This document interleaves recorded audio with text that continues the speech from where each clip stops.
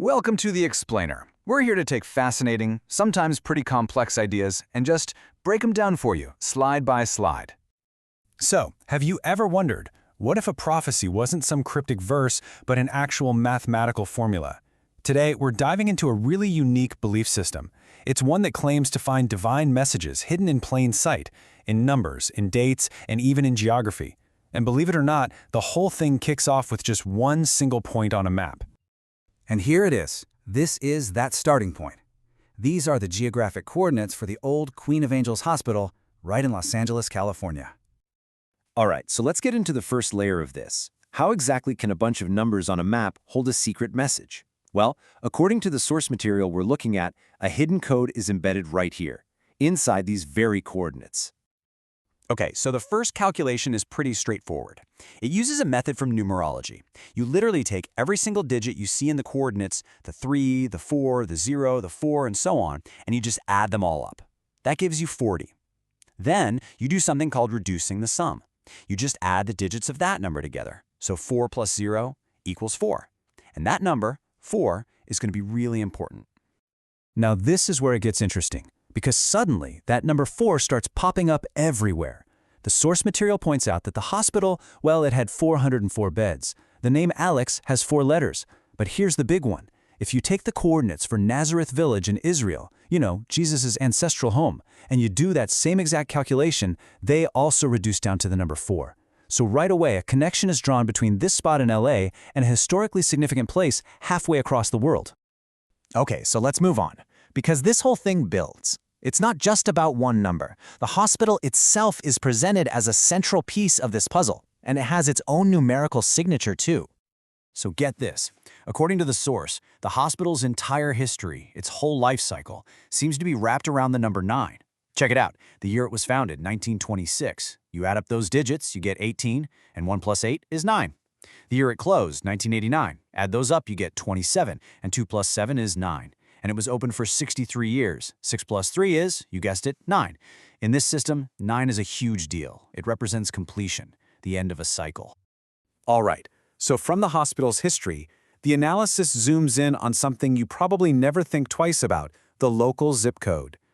But in this view, 90026 isn't just for sorting mail. No, it's seen as a 3-part message, almost like a postal code from God.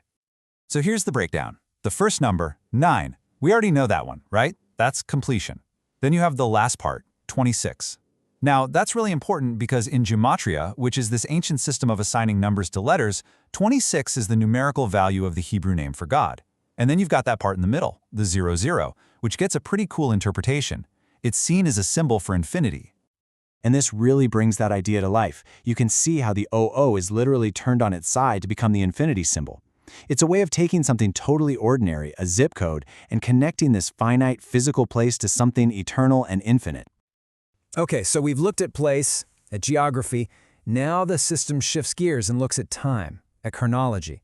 This is where the subject's birth is connected directly to a very specific biblical prophecy.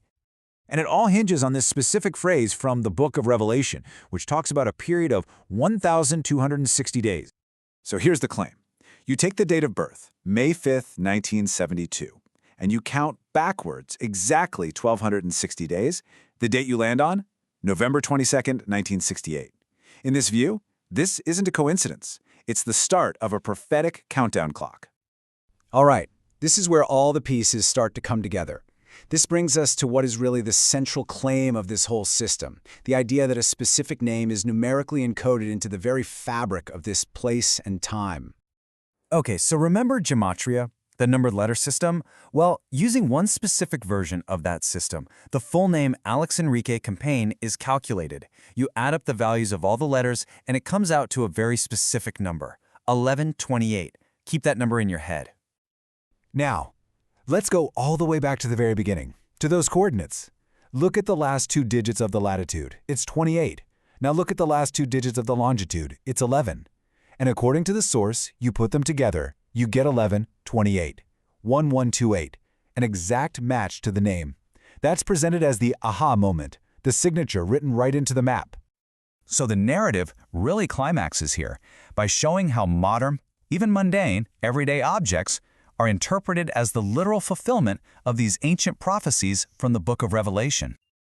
Let's start with a really famous one. Behold a white horse.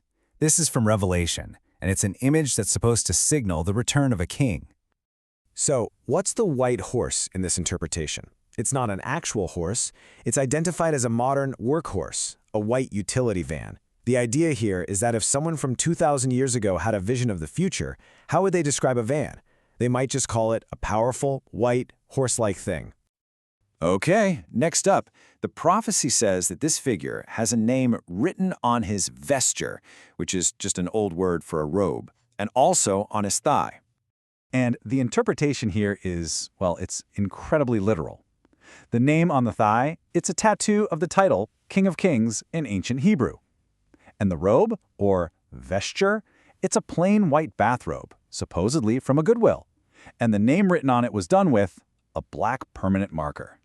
And there's one last piece. The prophecy mentions a secret name, one that no man knew but he himself. This is identified as another tattoo, this one on his arm, written in what the source calls angelic letters, a script that's completely unknown to anyone else. So there you have it.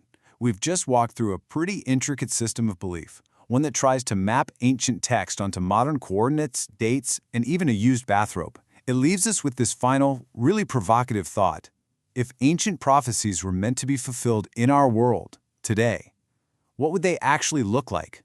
Would we even recognize them? Thank you for joining us on The Explainer.